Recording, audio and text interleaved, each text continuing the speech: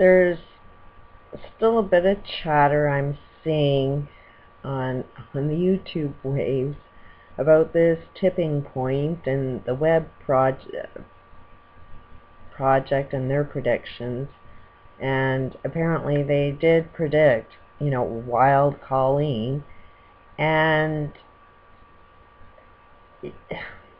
when you're in the tunnel vision of the experience, you never see what's going on. You only see it after the fact.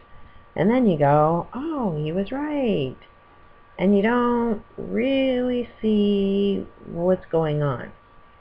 But the warning signs are always there. It's like, marrying that abusive man. All of the signs are there, but you chose to ignore it because you're focused on what it is you think is out there. You don't want to face the realities that are going on. Why, Colleen, wild Colleen. We all love her, don't we? And what does anything go on in our experience? Why does anything happen? And we see these missiles go off, and what is the purpose of all of that?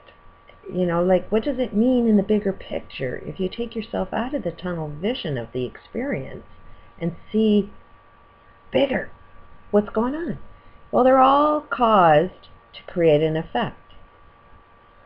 Somebody puts something out into the universe, and like karma, something's going to come back. And something negative is going out into the world, and what we need to wake up about is, do we want to throw negative back, like karma? And it's such an easy job to do. Now the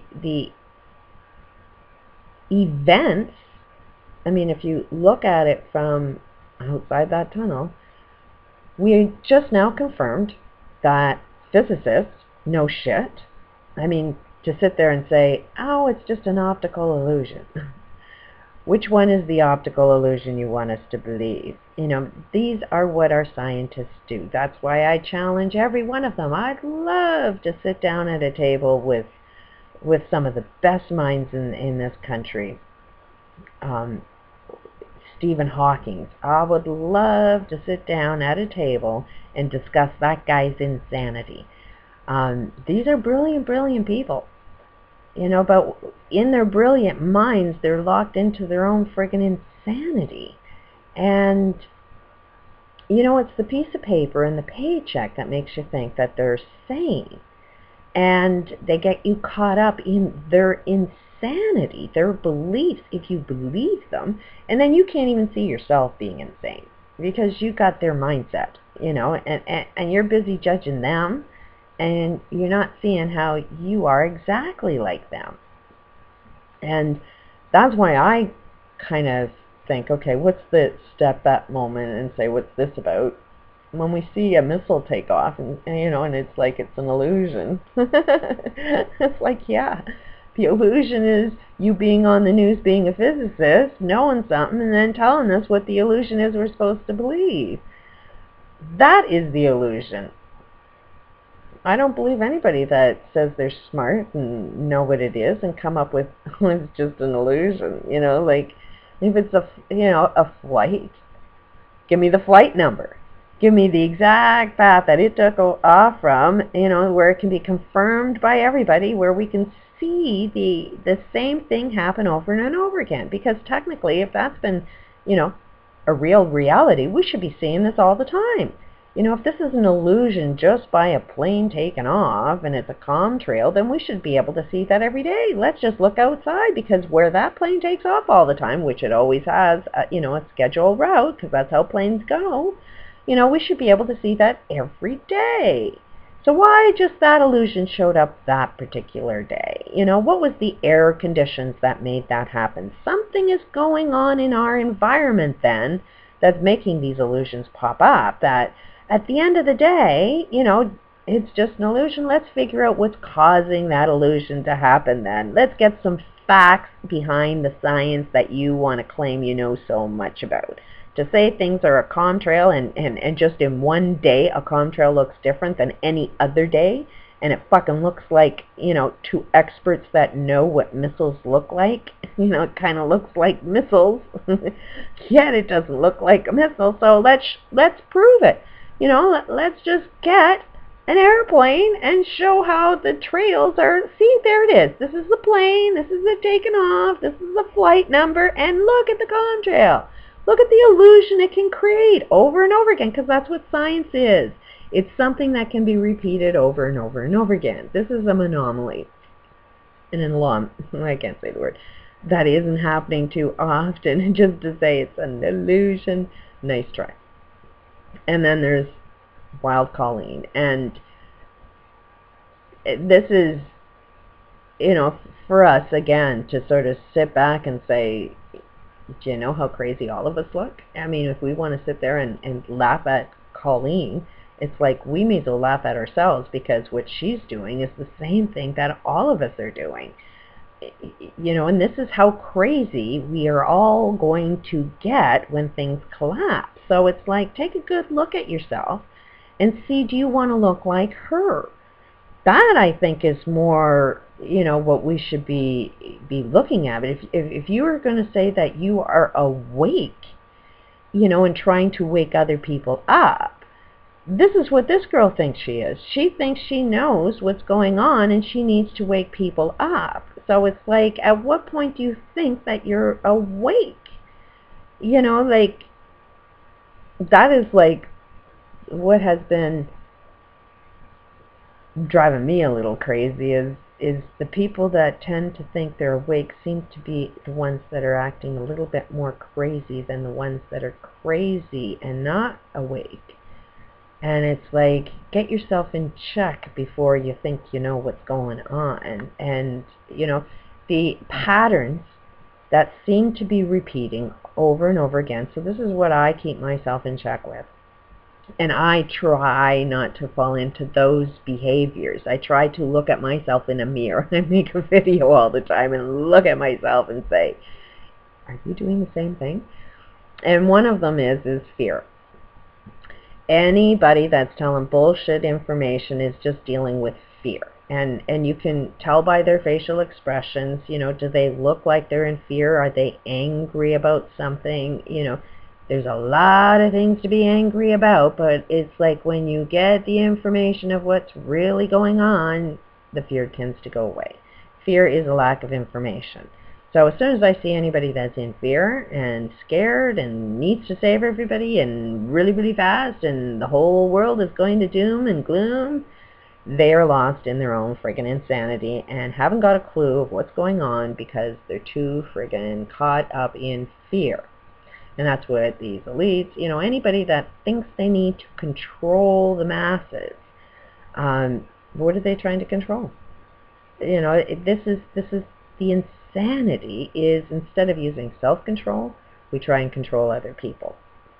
So that's another sign that I look for is somebody trying to instill fear because they've got fear, and are they trying to control the masses with their ideas, their insane ideas? Those are people that I kind of think have got it a little off yet, haven't woken up yet. And another one is there's always somebody else out there to save you.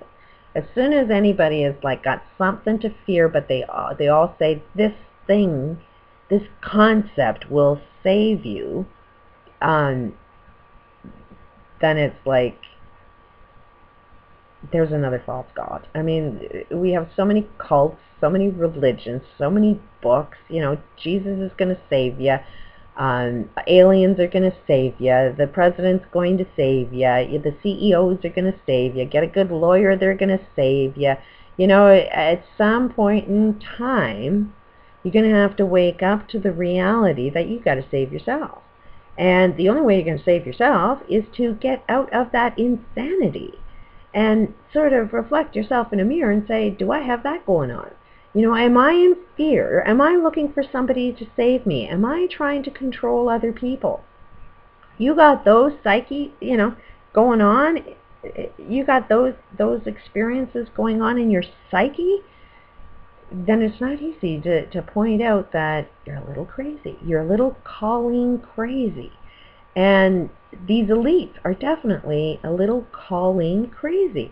They all got the same thing going on. They all think they have the answer. They all think that they've got, going to be the ones to save us. They're all scared, and they all have stuff.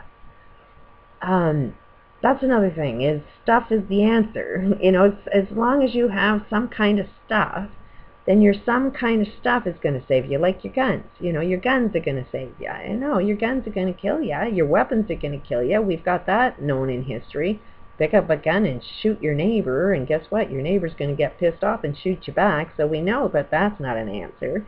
It's sort of like you need to sit down with the other guy that's just as crazy as you and get yourself out of your insane thinking. Because that's what we're all doing. Patriotism in the States, if you want to talk about insanity, is, the last solution to the last depression was welfare and war.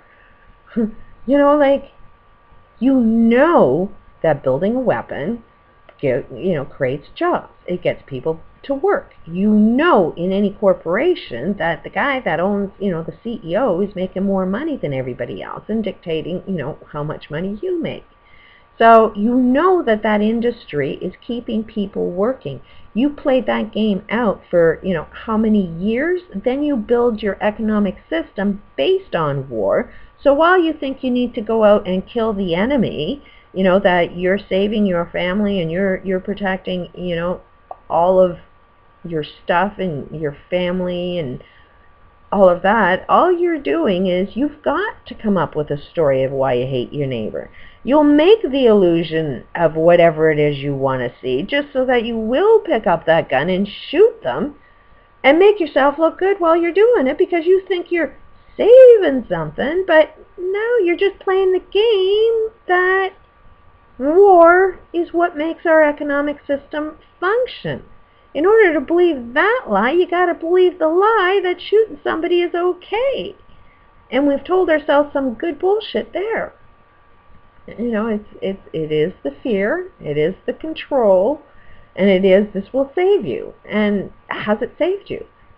At what point in our history have we ever seen that war solved all problems? Even Hitler, you may think you won that war, but you know what? The mentality lived on. And everything that they did for that war, all the torture and the medical and they just took that out and profited with it. Nobody stopped that behavior. Nobody stopped that mindset. That mindset took over the friggin' globe. So we're all friggin' insane right now, and nobody knows what sanity is yet. And I ain't claiming to be the one that's sane. I'm the one that's claiming to be, let's sit down and analyze what's sane and what isn't. Let's sit at a peace table and have the conversation. I won't block anybody. If I'm insane, tell me. But come back at me with more than like a Colleen logic of just believing something that you can't prove. I want logic. I want something that you can prove. I come to the table with evidence and proof. I did my homework. I did my research. The picture is like, okay, I understand it now. I'm still trapped in the same game everybody else is, so I'm not going to be the one that says, hey, I know it all, because that is the insanity, so I ain't going to play that one. But, it's time that everybody keep themselves in check, and everybody see, am I in fear? Am I angry? Am I looking to control somebody? Am I, looking for somebody to save me? If I got those things going on, check yourself into a hospital. But check yourself into a hospital with a doctor that's not just more insane than you are, because chances are the doctor's more insane than you are, thinking that a pill is going to wipe away all of this shit. But that pill will make that doctor rich, so that doctor will think that he's smarter than you, so you'll get even more insane if you go to a freaking doctor. So it's like, will the sane one please stand up? I'd like to have a conversation with you. I'd like to find out how I can get sane. Please, someone, anyone out there, anybody sane? Please. I'd like to know who you are. Peace out.